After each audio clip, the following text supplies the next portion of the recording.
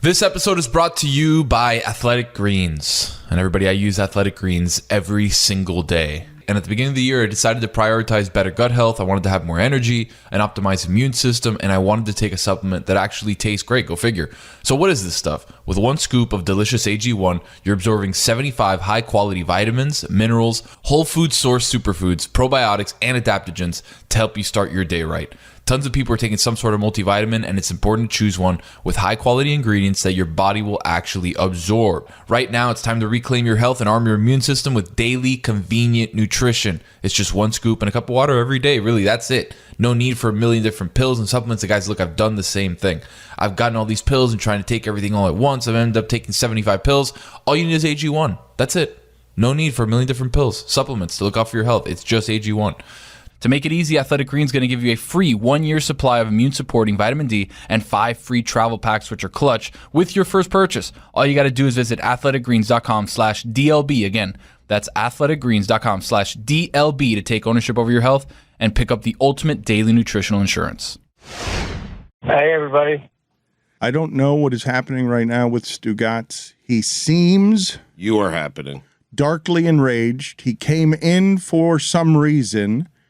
because we were all stunned. $5. The mic was off. $5 for you. This is going to be a rough one today because he's somehow mad at us. I'm not mad at anyone. And all that's happened... Tired of you. What has happened here is Stugotz has yanked every schedule around. The last 2 days. I've yanked my schedule around. Go ahead. We had to come in the middle of the morning yesterday. Right. Okay, look, I'm telling you, he's pissed at us, and this is my... Let me be very clear. Jessica's here. Chris Whittingham is here. Chris Cote is here. Roy Bellamy is here. Tony is here, thankfully. I'm not certain if Lewis is here. He is here. Not mad at any single person in that room. You're mad at me. I'm not even mad at you. You're mad at Mike? Debatable. Billy, definitely not mad at. And I'm not even mad at Dan. Now, I'm frustrated by Dan because what happens when I leave this studio and when I get back the next day, none of your business. You seem to think it is. But I come to work. I do my job. I deal with bullshit for the rest of the day that I don't need to deal with because I'm busy doing other stuff, like you posting personal emails of mine, but I'm not mad at you. I should be mad at you, but I am not. Okay, so let's talk this out because I purposely wanted to take people totally behind the scenes here, and Stugotz and I have not talked since the last 2 days of chaos that have resulted in Jessica, Chris Cote, and I think Roy being totally stunned when Stugotz walked in here this morning because we all thought that he was going to end up wherever he was ending up with his personal time, which is none of my business, but has become our business, and in the last few weeks has altered our schedules because you're following the Grateful Dead, and we're trying to work around your schedule, everybody here, lovingly. And work around my schedule? I go to Dead shows. Like, I have vacation time like everyone else. You should take one. He's enraged. You need one. Stugotz, no one's saying don't take a vacation. It's just Tuesday you were leaving, and then yesterday you were leaving, and you're just still here. I don't think anyone's it's just odd. Okay. Yeah, no, I think. Do you want to know the reason why I'm here? Do you really want to know the reason? Yes, we'll get to it. But why don't you tell them?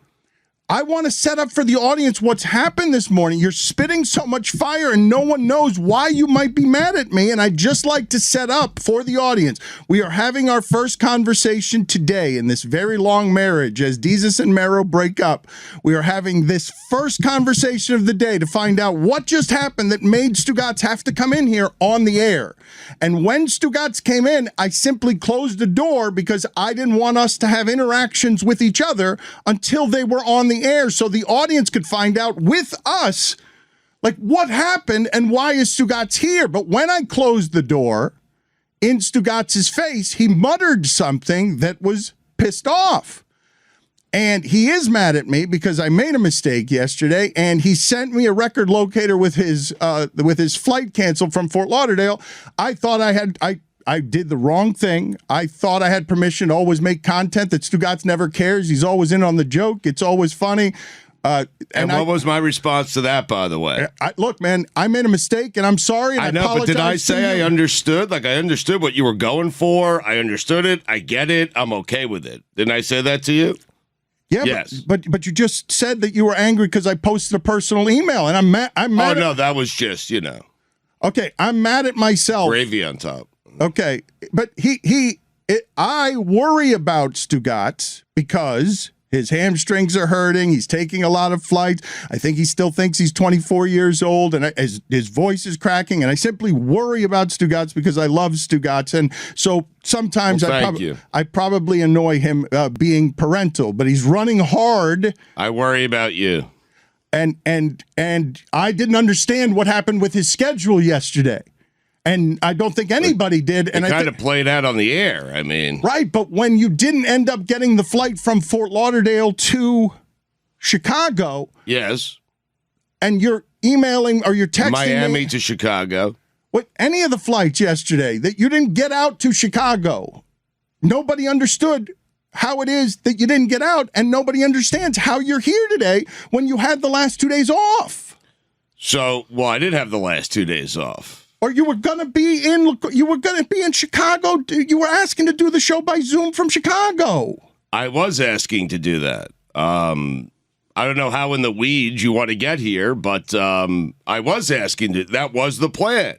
You're uncomfortable with remotes, so the plan changed. You don't like when we're in separate places, so the plan changed. That's it. So really, the schedule that I altered was to accommodate you. That's it. Stugotz, you're blaming me on this. I'm not blaming you on anything. Stugotz, I'm annoyed right now. It's the chemistry of the show that has nothing to do with why you missed 2 flights yesterday. Like, I don't know. I missed 2 flights yesterday because I'm not terribly organized and I was high. I mean, what do you want from me?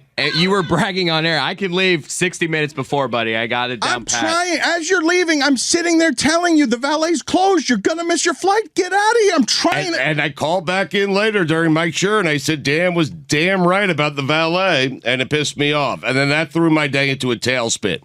It threw my day into an absolute tailspin. And so to deal with what I was dealing with, which wasn't that much, okay, but to also have this, 6'4", pterodactyl on my shoulder, checking up on me, sending tweets out with record locators because I sent you a joke. So you are mad at that. Records, you can get all my information from that. Big pterodactyl.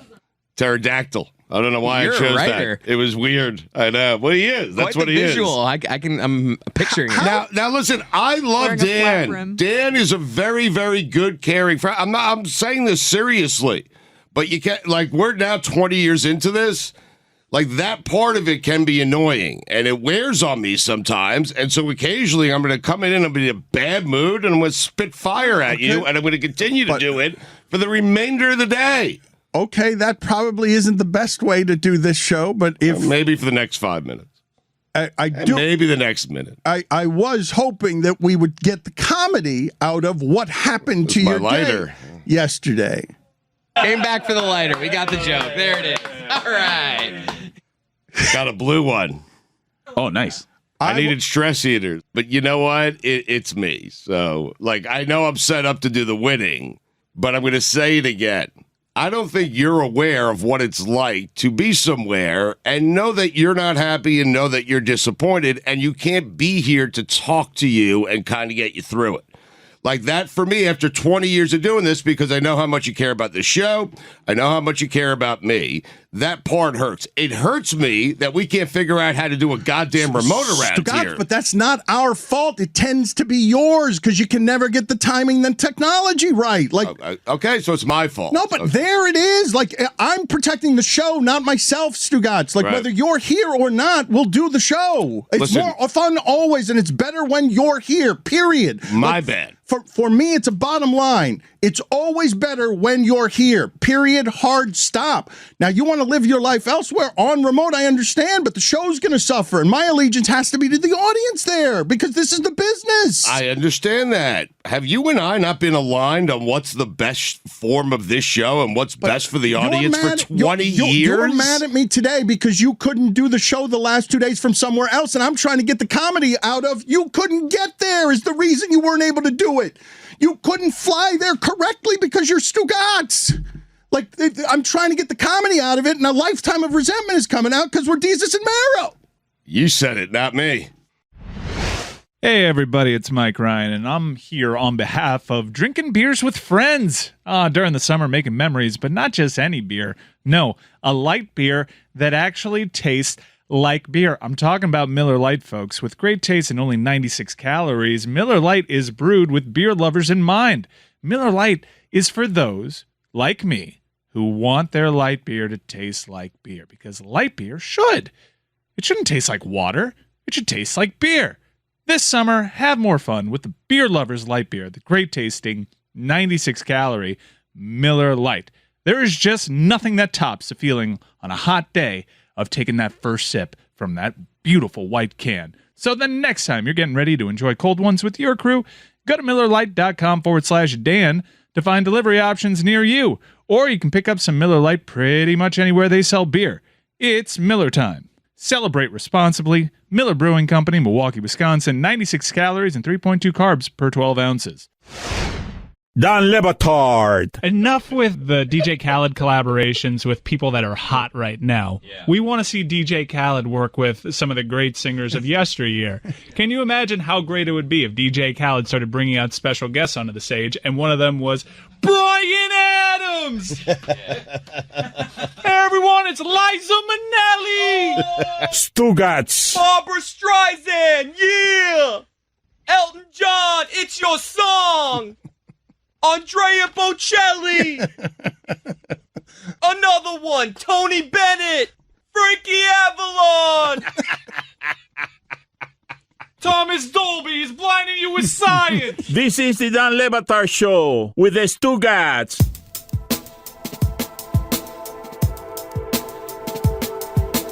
We are presented by DraftKings Sportsbook, an official sports betting partner of the NFL. Download the DraftKings Sportsbook app today and use code Dan for a special offer when you sign up. That's code Dan, only at DraftKings Sportsbook. Hey, everybody. What? While we're airing out grievances here, hey, everybody. I got. That's just how I say hello. What are you guys talking about? I thought we were supposed to expect Cody saying it. If I was in a better mood, I'd come hug you. I mean. Baby. While we're airing grievances, I got a bone to pick with Witty. All right, Witty said one of the most ridiculous things in the show's history yesterday, and nobody checked him on it, including myself. I was listening back, and he just said it in passing like it was fact, and it's absurd. He said every NFL team's current kicker is their best kicker in history. I mean, I don't know if you want to play the game, you name a team, and you tell me who you think is their best kicker, because I'll tell you who it is. I'll tell you one thing. Neil Rackers would like a word with you, my friend. Martin Grammatica would like a word. No, Nate Kading has some beef with what you were saying yesterday. Morton Anderson. If you just look at it by percent, I just did it off the Dolphins. David Akers would like a word with you, my friend. How far back do you have to go before Whittingham's point doesn't get diluted? His larger point is everything that's today is the biggest and the strongest and the best and the most accurate, but that's probably not true from the kicker 4 years ago. Have you ever heard of Greg Zuerlein? Exactly. I would say you can go back as far as Mark Mosley winning the MVP. Like that's it. By the way, that Mark Mosley season was shit. It wasn't even. Go look at his football reference. Knock it off. Go look at his football reference page. It was not like good of a kicking season. Or something. You're saying today's kicker for the Guardians, is it? Is it the football team? The Commanders. The Guardians currently play baseball. Is that a fine? Here's $1 here. Stugotz is not. He's the racially insensitive name. Stugotz is having a hard time with the ones in Cleveland and Washington. I did a dollar. You're telling me their kicker today is better than Mark Mosley, a Hall of Famer? I literally have every team right here, and I have every team's best kicker of all time. Mark Mosley is the best Commanders kicker of all time, statistically. All right? I don't give a shit who's their kicker now. What was his most valuable player season? What was it when you say his numbers? I feel like this is the third time we've done the how did Mark Mosley win the MVP? Well, you just award? said how far back you can go, and I think that it's right there. A kicker won an MVP. No, like that but guy's better than any kicker they have today. But he's not. He is. He was 20 of 21 that season from field goal range. However, he missed 3 extra points. Oh. Back when the extra point used to be on the 2-yard line. What were his longs, though? Was he someone who could easily go from 50? No, his long that season was 48. And what's the long of today's kicker? It's like 63. Knock it off. Matt Prater hit from 66, I think, for Arizona. I think it's 67 Mark now. Mosley's career field goal percentage was 65.6%. You just referenced Matt Prater. He's the best Lions kicker of all time, not the current one. I literally looked at every team's history of kicking. But Matt Prater is an active kicker. But he's not for the Lions. I know. You said every team's current kicker is their best kicker in history. You said it. I think he's saying whoever their kicker now is better than their last generation's kicker. And I'm telling you, whoever the Lions kicker is now, not better than Matt Prater. Exactly. I can tell you, I have 4 teams that currently right now have their best kicker in NFL history. He said every team, it's 4. The Ravens. Even though Matt Stover would like a little bit of a word. Stop it with Matt. Justin Tucker, Justin Tucker's the greatest kicker of all time. Can we try and guess on that one? Just on reputation, can we take guesses on the 4? Because the Cowboys are one of them, right? No. The Cowboys' best kicker of all time is Dan Bailey. He's not their current kicker. It's Raphael Seption. That's who it is. Look him up. Seriously. One of the great kickers of all time. Dan knows who I'm talking about. Yes, it's one of the great names, too. But go look at his stats. Go look at Raphael Seption. No, don't do that. No, this was again another one of these guys. He's got a foreign name. He's a soccer-style kicker. His name is Raphael Seption, and I trust him even though I probably shouldn't because he'll make 14 of 23 field goals in a season. Wait, okay, so he was career 72%. He actually is the all-time leader for field goal attempts by a Cowboys kicker with 226. But he made 72% of them. The aforementioned Dan Bailey made 88% of his kicks. Are we going to guess the other 3? I know one. And I'm being nice with one of them, by the way. Because Ryan Suckup would like a word. Ooh, wow. Give me the Raphael Seption. Give me some of those seasons there on what it is that old Septi did to be someone that Stugotz longs for after all of these years. Yes, Jessica, go ahead and take your guess. Smetty, you guessing? Harrison Butker. So yeah, that's what I'm saying. Ryan Suckup, that was close. That was a debate for me, but I'll give that. The Chiefs, I did put Harrison Butker. Nick Folk. Nope. Nick Folk was actually the best kicker for the Jets. No, he wasn't. Or Pat Leahy. You're doing this by percentage. Pat Leahy is the greatest kicker in Jets history. Okay, it's close. I'm telling you. You look in the numbers. It's Nick Folk and him. It's Mike Vanderjagt for me.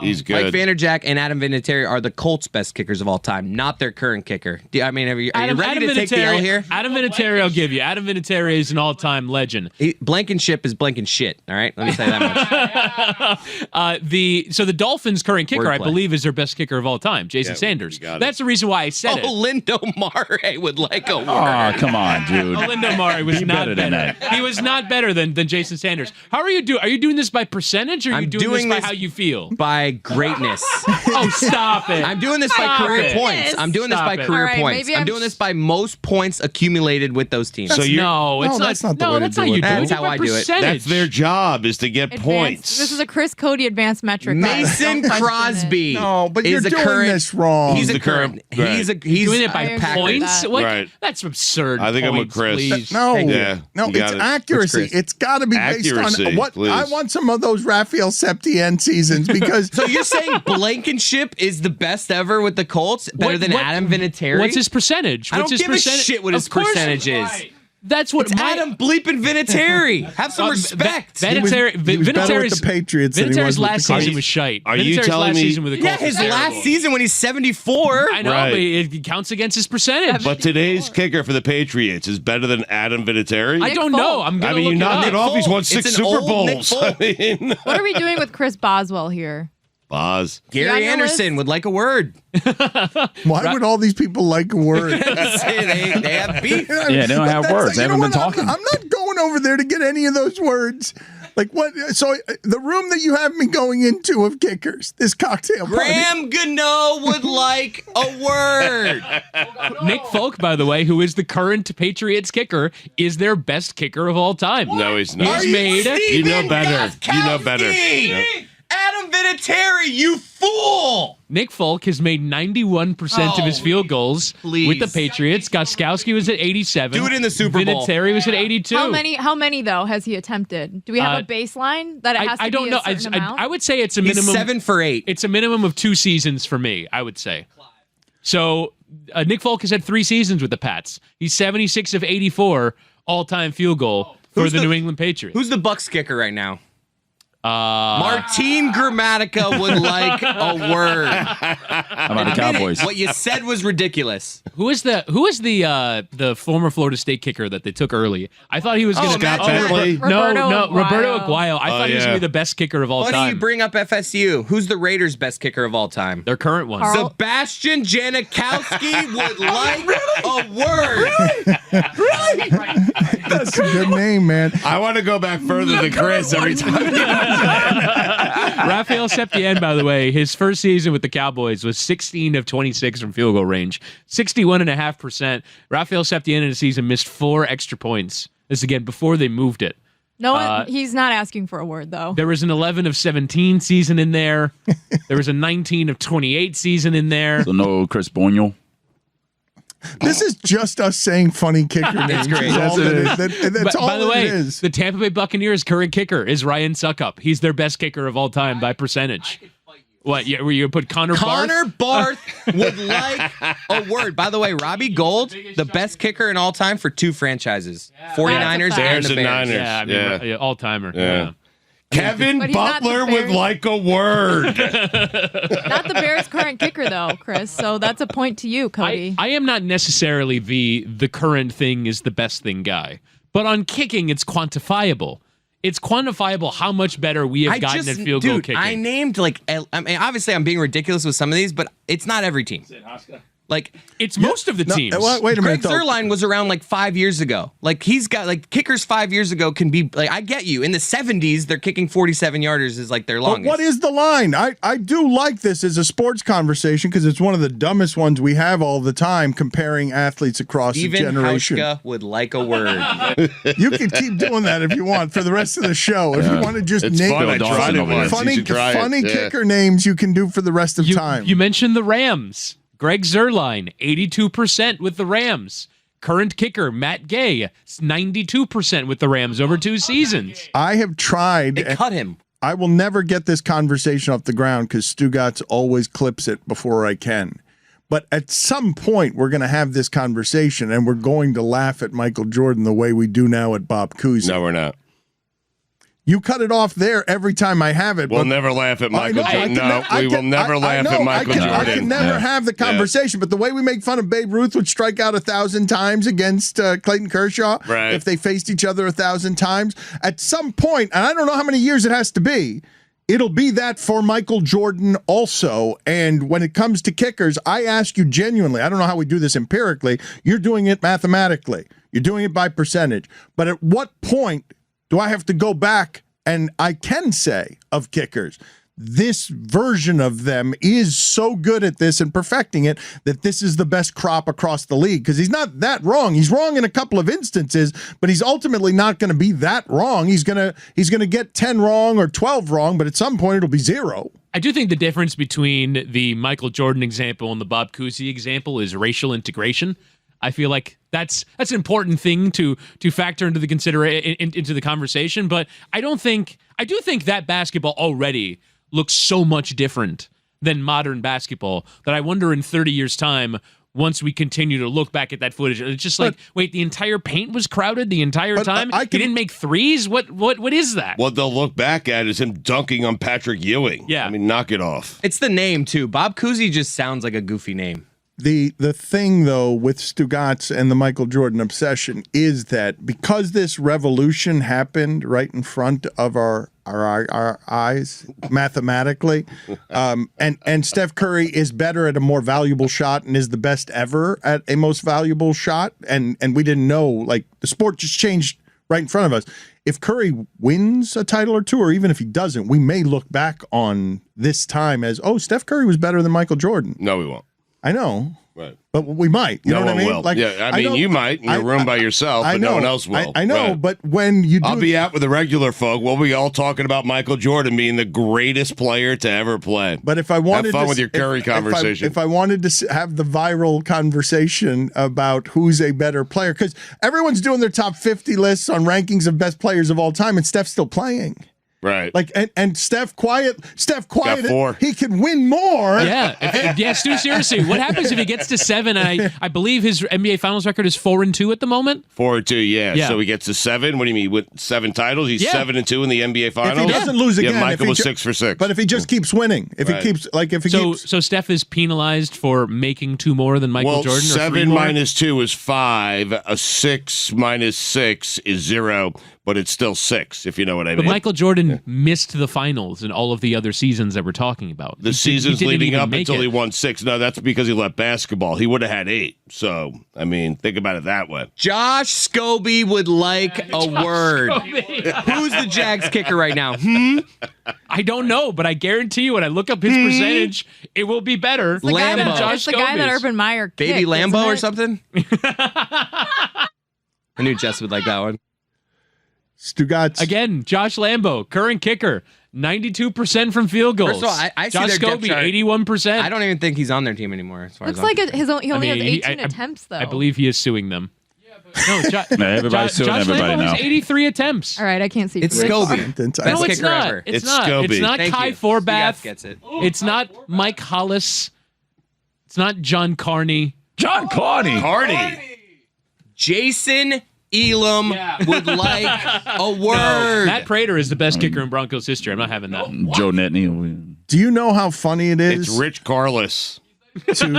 He played with Elway, and he would like a word. He was the barefoot one, right? Yes. Oh, Jesus. In the colds. That's how you do it. By the Get way, over yourself. Where's fun fact, Ryan Longwell, the second best kicker in 2 organizations ever. Poor guy. What, Packers and Vikings? Yeah. Fred Cox, man. Why do I know that? You said the phrase and just skipped right past it. I don't think he's on the team anymore. I think he's suing them. Yeah. Which is just great. I mean, I don't think we should just skip past the kicker, and you don't get a lot of that generally. As Steph Curry ends up hosting with a drink the ESPYs last night, Stugotz, and as people end up getting upset as they are wont to do all the time here over silly things because Klay Thompson wins comeback player of the year instead of Trey Mancini, the designated hitter for the Orioles, because Thompson overcame an Achilles and a knee, and Mancini overcame cancer. Mm-hmm. And people get upset about that as the Golden State Warriors take over the ESPYs last night. And I'm pretty sure, I think I have this right, it's pretty common knowledge, I think, that Klay Thompson gets the ESPY because Klay Thompson said he'd show up. Like, I think, like, you want Really? Klay Thompson at your party. I don't, like, these aren't Oscars. Like, I don't know. I thought. I imagine they have to, like, they ask the athlete, hey, we're going to give you this award. Will you show up? Like, I would presume that they have to clear that with the winning athlete. Otherwise, they might not show. So you're saying Shohei Ohtani didn't show up. right? I think he's busy. for the most part, though, Witty is right. Speaking from So they call experience. Clay and say, "Hey, you're going to win this award. Will you show Will you up?" come? And if he Yeah. says no, they go to the next Do guy. we know that, or we're just assuming? I've been in rooms where that's happened with awards. You've been in rooms where that's happened. I don't want to name names, but like Accepted on that behalf. is that's how that happens a lot of times. I'd go a step further and assume, since we're assuming, can you play the reckless speculation sounder here? Because I don't know. I assume this was common knowledge. Time to throw away all journalistic credibility and get reckless. Here is something we like to call reckless speculation. You're good. I assumed that they called Clay, hey, will you come? We'll give you this award. Like, if you come, and if you don't come, we'll give it to somebody else. You're not getting the award if you don't come. I also imagine, though, that was such a Warriors-centric night with Steph hosting. Draymond did a bit where he was podcasting during the award show that I imagine it was probably a fun night for the Warriors to be there. But I wanted to ask you about Steph seriously as Stugotz. I think it's brave for Steph to get up there with a drink and crack jokes, that stuff is hard. And I was surprised to see him do it. Yeah. He decided to do it on a slow night, but in the conversation that we've been having this week, where I've been telling you where it comes to Kershaw and LeBron, that we're always comparing them to ghosts. They're not good enough, no matter what the excellence is, even if it seems unprecedented or best we've ever seen. There's somebody who was better in the past. Steph just answered the last question. Steph is adorable. He has changed the game. He's the face of the league. Steph fought LeBron for a decade for the sport, for the championships in the sport. Yep. And that team, Joe Lacob was just fined $500,000 on the Andre Iguodala podcast. Point Forward, brought to you by Meadowlark Media, because Joe Lacob said some things about collective bargaining and finding the luxury tax unfair. The Golden State Warriors, I think the salary cap is like $123 million, and I think they paid in luxury tax $180 million. They paid much more.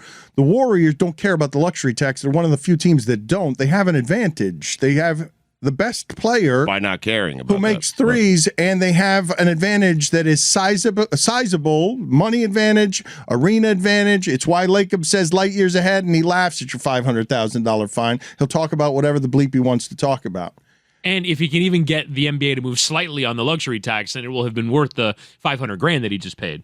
Stugotz, Steph Curry has a built-in advantage, and some people have mentioned the idea, whether it can happen or not, of Kevin Durant going there. But there is a possibility that not merely does Steph Curry become an unprecedented player for his size, not merely does he become somebody who changes the way the entire sport is played in a way that Michael Jordan didn't quite. Mm-hmm. That's fair. But he also becomes somebody, if he wins more championships, we will not have appreciated the greatness correctly as it happened, because it will then become an argument of, oh, shit. This guy we might have seen as the whole sport changed, the guy who spun it on his finger was kind of Michael Jordan. Like, however it is, he wasn't him defensively or anything else. He wasn't in a social media age. He couldn't be, but he'll be the modern day Michael Jordan in a way that LeBron wasn't, because LeBron didn't change the game like that, where you realize the thing that he did better than anyone in the history of the sport was worth more points than what Michael Jordan and LeBron were doing.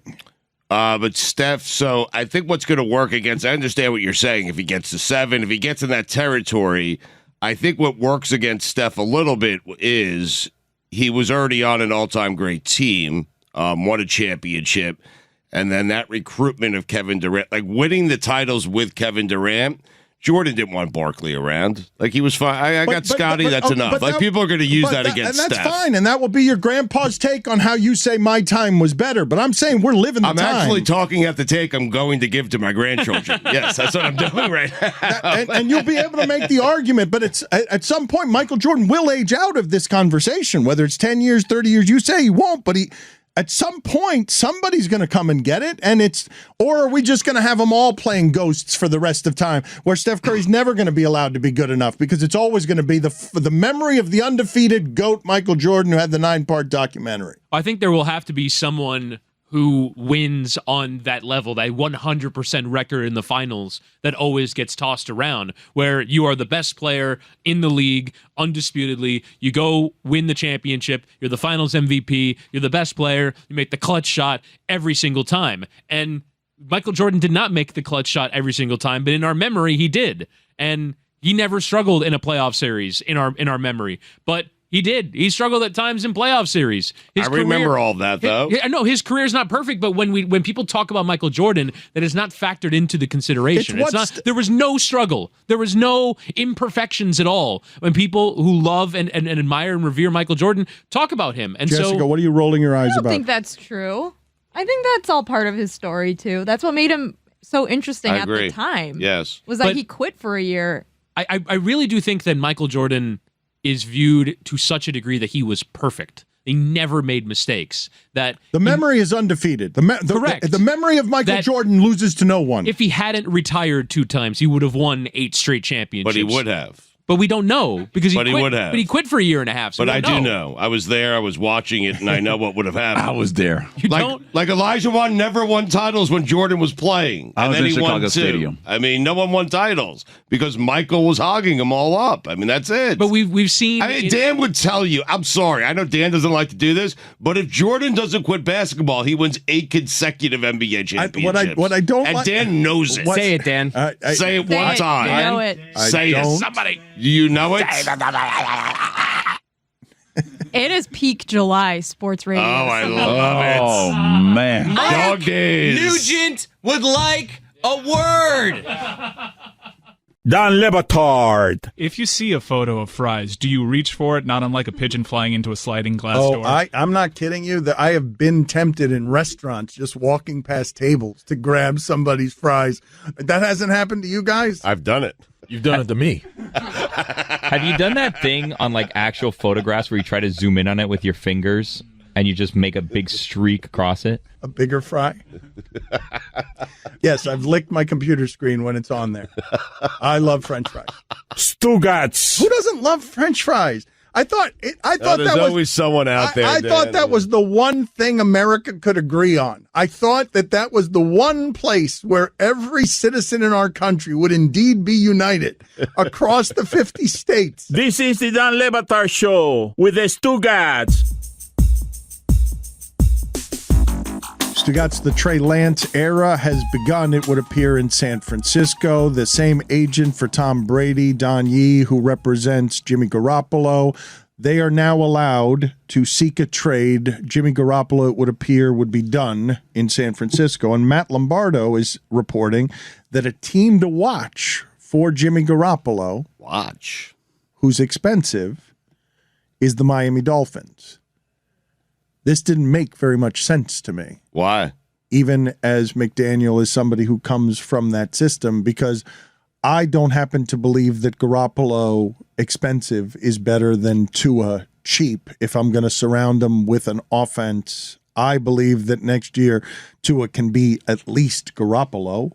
Yeah, but what if Tua gets hurt? Like, I think this team is built to have, some playoff aspirations. You knock out Bridgewater. You knock out Bridgewater for Garoppolo to have to pay a backup $18 million or however much, or $30 million or whatever it is you're going to have to pay him. Like, I would not believe that Garoppolo would be of interest to the Dolphins. I would believe, does anyone out there think that Garoppolo would be a better choice than Tua? Because Garoppolo was smoke and mirrors in San Francisco. I think everyone listening to this agrees with, he was okay and they were a play from the Super Bowl, but I don't believe he was the reason they got to the Super Bowl. I believe they successfully hid him the entire time. And whatever hope you have in McDaniel this season, sight unseen, because you don't know. He's just the guy next to the guy. Mm-hmm. Shanahan has done this everywhere. McDaniel hasn't. If you think this is a transferable skill that McDaniel can hide anyone the way they hid Garoppolo, then better to hide Tua cheap than hide Garoppolo expensive. Right. Just Jimmy has led worse teams than this. Now, you could debate how big of a part of the equation. Teams than this? I think that Niners team a couple of years ago, offensively, I don't know, Tariq Hill's here, Waddle's here. They have good running backs. The running back that was there is now here. They also had an unbelievable defense that season too, San Francisco. They did offensively, though. I think he's probably Gesicki. Yeah. Like, it's kind of similar. I know they have Kittle. Like, who do you think is better, Stugotz? Just let's do it this way. Garoppolo is viewed as a system quarterback. Garoppolo is available because they drafted a kid young, a real prospect, because none of us had really heard of him, played wherever it was, North Dakota or one of these weirdo, just a school that no great number one pick ever comes out of. Right. And they've decided to invest their future in somebody who's got more physical gifts, more measurables than Jimmy Garoppolo. But I don't believe that most people listening to this want Jimmy Garoppolo as their quarterback. Am I wrong?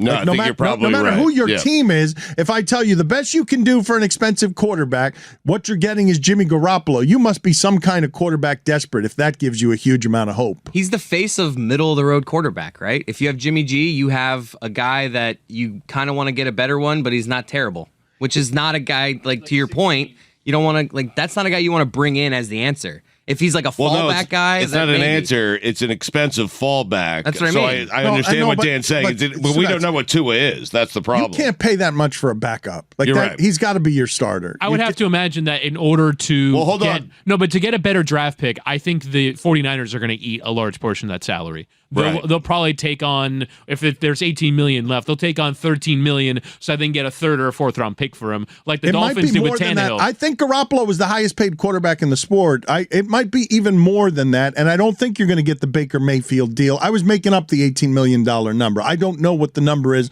on Garoppolo, and I don't know how much the 49ers would take on Garoppolo. We'll look it up and see, but I do think that the Niners will eat at least a portion of that contract, and I don't know, can you take on that salary for a backup if you're paying Tua on a rookie deal let's still? get some of the details on what the numbers are. The team acquiring Jimmy Garoppolo, wherever that would be on the hook for 24.4 with a roster bonus of $800K. So it's like almost 25 mil to have Jimmy on your roster. If San Francisco pays nothing.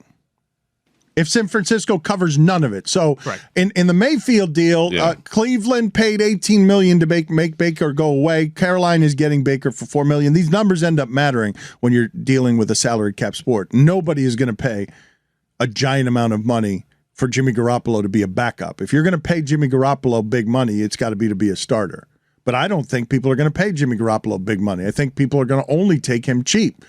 Jessica, are you so desperate in Pittsburgh that you would take yourself some Jimmy Garoppolo? No, we don't need him anymore. We got Mitch Trubisky, who's going to be starting the season in week 1. And he's going to be training Kenny Pickett to be a good quarterback. So, I have all the faith in the world in those two. Do you really? In your heart of hearts, like all the faith in the world. How could you, Mitchell Trubisky? Come on, like it's Tomlin, right? If you're offered the chance to go get Garoppolo, and you're currently sitting on Trubisky or even whatever the Seahawks are going with this season, they have to be interested in making that offer. I saw the Falcons are in for him as well. No, I don't think the Steelers are.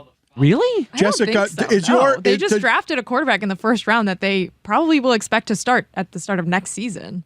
Does your fandom infect your analysis? My fandom infects everything that I do, everything that I eat, how I sleep, how I breathe, what I think about, how I dream. You cannot analyze your quarterback. Once Trubisky signs, I can't analyze a ham sandwich without having some sort of partisan feeling towards the Steelers. Jack Ham. Thank you. Yes.